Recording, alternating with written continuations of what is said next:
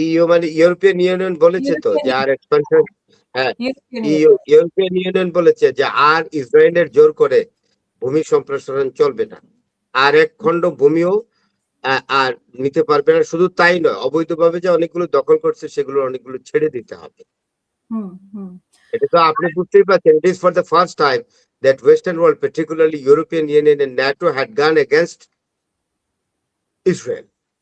হুম আবার হরমুজ প্রণালীতে টোলের বিষয়টা আরো মানে আরেকটু বিস্তৃতি লাভ করেছে, আরো কি যেন যুক্ত করেছে নতুন করে না, এটা যুক্ত করেছে না, আমি জানি এটা, আমি দুপুরবেলা আমি পড়েছি, আপনাকে বলছি, আমি শেয়ার করছি আপনার সঙ্গে। সেটা হলো এই, হুম ইরান স্পষ্ট করে জানিয়ে দিয়েছে সারা বিশ্বকে, হে বাপুরা, তোমাদের যে কোনো দেশেরই শিপ যা আসুক আর যাক হরমুজ দিয়ে, আমার হুম, পারমিশন লাগবে, 1 2 নম্বর আমাকে টোল দিতে হবে। হ্যাঁ এর বাইরে কোনো চিন্তা করবে না, আমরা কোনো শিপ অ্যালাউ করবো না। কেন কি কথাটা বলছে? Because Iran has made the absolute control over Hormuz. হরমুজের উপরে ইরানের যে নিয়ন্ত্রণ, এক বিন্দুও ক্ষতিগ্রস্ত হয়নি, পূর্ণ নিয়ন্ত্রণে আছে।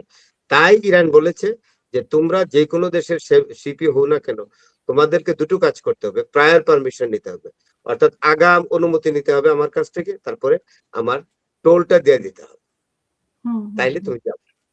তুমি যেতে Fine? পারবে, স্পষ্ট করেছে। জি, yes.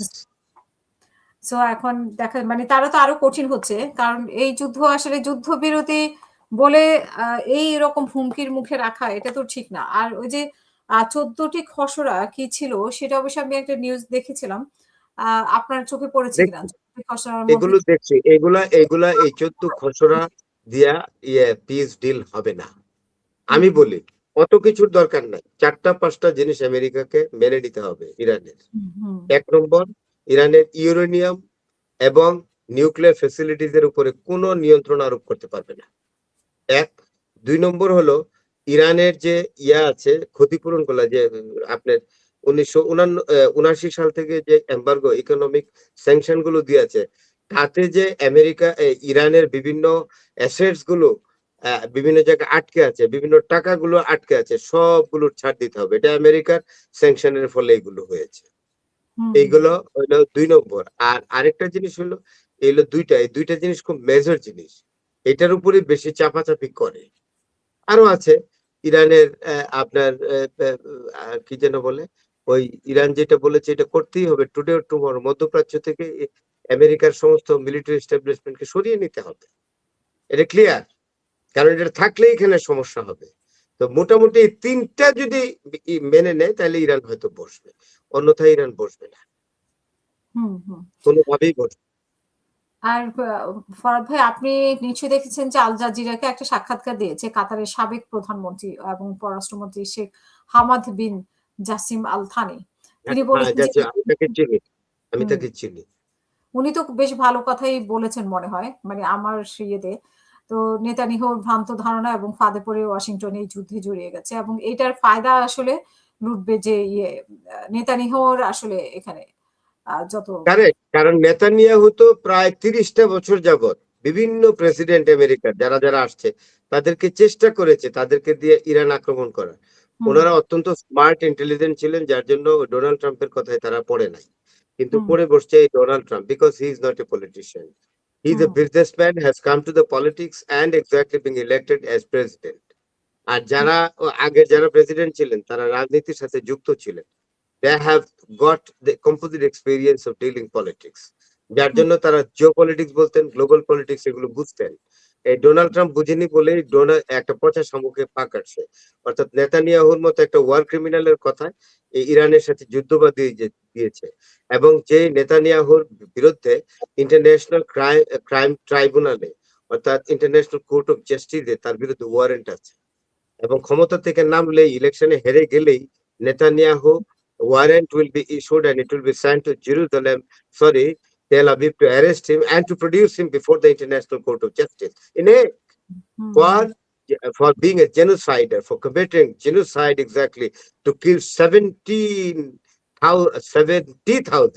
70,000 Palestinians, including old and the infants and children. হুম। এবং স্পষ্টভাবে কিন্তু ইরান জানিয়ে দিয়েছে আবার যদি হামলা হয় তাহলে পারমাণবিক বোমা তারা তৈরি করবে, যেটা আপনিও বলেছেন। তো ১ আহ, বছর আগে বলে রাখছি যে হুম, ইরানের উপরে যদি মারাত্মক ইয়ে করে এখন তো ইরান রিটালিয়েট করবে ভয়ঙ্কর অস্ত্র দিয়ে। হুম, এখন তারা অস্বীকার করে, তারা তো খোলামেলাই বলছে, এখন খোলামেলাই আওয়াজ হ্যাঁ, দিচ্ছে। কাঙ্গালের কথা বাসি হলে ফলে। এখন বিশাল রাষ্ট্রবিজ্ঞানী যদি কথাটা বলতো তাইলে মনে করতো। আমি ফরহাদ হোসেন যখন বললাম, "আরে বাপরে! আমার বিরুদ্ধে সমালোচনার ঝড় উঠছে। প্রমাণ দেন। আপনি কিভাবে জানলেন? বাংলাদেশ থেকে এই সে।" আরে বাবা! আক্কেল কি ইশারা, আক্কেল কি মান ইশারাই কাফি। আমরা তো বুঝি। এই নিয়েই তো সারাদিন থাকি। তা ইরানের কাছে যদি হ্যাডমটা না থাকে, অ্যাটমের হ্যাডম যদি না থাকতো তো ইরান এইভাবে পৃথিবীর সবচেয়ে ক্ষমতাধর রাষ্ট্রের সঙ্গে লড়াই করতে পারে? আর তাও তো প্রায় ২.৫ মাসের মতো হয়ে গেছে না যুদ্ধ? হ্যাঁ? হুম, হুম, হুম। প্রায় কি ২.৫ মাসই, আড়াই হ্যাঁ, মাস ২.৫ মাসের কাছাকাছি। ফেব্রুয়ারির ২৮ তারিখে শুরু হয়েছে ২.৫ এখন। মাসই হয়ে গেল। ২৮ তারিখে তাইলে দেখেন আজকে ১২ তারিখ গেল গা।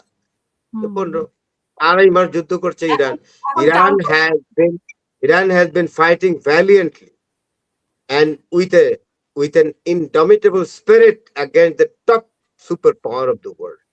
এটা তাইলে আপনি রিটালিয়েটিং ক্যাপাবিলিটি যদি নিউক্লিয়ার পর্যায়ে না থাকে তাইলে ইরান যুদ্ধ করতে পারতো? হুম। এরা তো বারবারই বলছে তারা। তারা এটা থেকে সরবে না, যুদ্ধ থেকে তারা পালাবে না এবং তারা কঠিন জবাব এক্সাক্টলি। এটা বরাবরের মতোই বলে আসছে।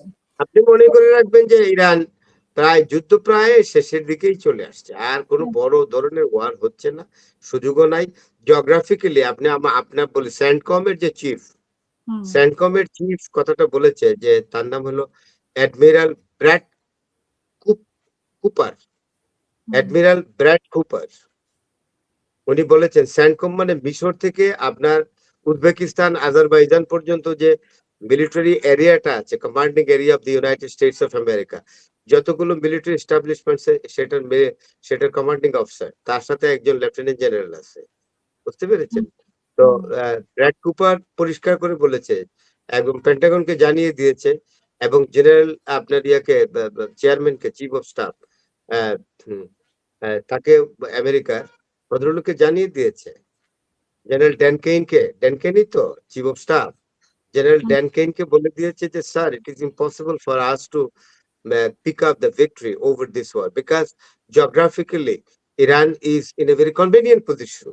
ইরান সুবিধাজনক অবস্থায় আছে যুদ্ধ জেতার জন্য। হুম, ভৌগোলিকভাবে আমরা নাই। সুতরাং এই যুদ্ধে আমরা জিততে পারবো না। Let us stop the war. উনি তো বলেছেন। এবং শেষে যেই টিমটা করেছে আলোচনা করার জন্য সেকেন্ড টাইম যদি বসে, তাইলে এই যে অ্যাডমিরাল ব্র্যাড কুপারকে রাখছে তো টিমের মধ্যে হুম, হুম, হুম। আলোচনার জন্য।